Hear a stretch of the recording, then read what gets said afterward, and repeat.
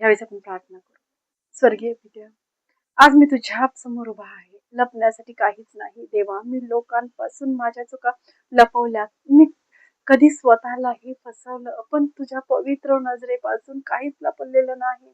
आज मी मान्य करतो, माझे विचार शुद्ध नव्हते, माझी वाणी नेहमी पवित्र नव्हती.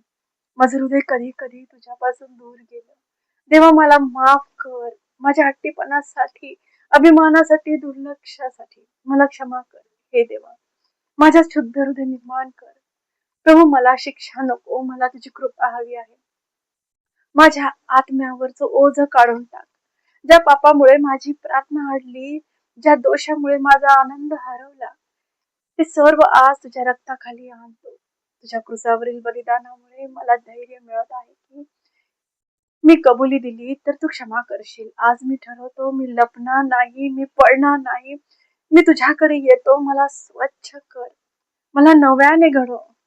माझा विश्वास पुन्हा प्रज्वलित कर. आजपासून मी अपराधी नाही, मी तुझ्या कृपेने मुक्त आहे. येशूच्या नावाने प्रार्थना करतो. आमेन.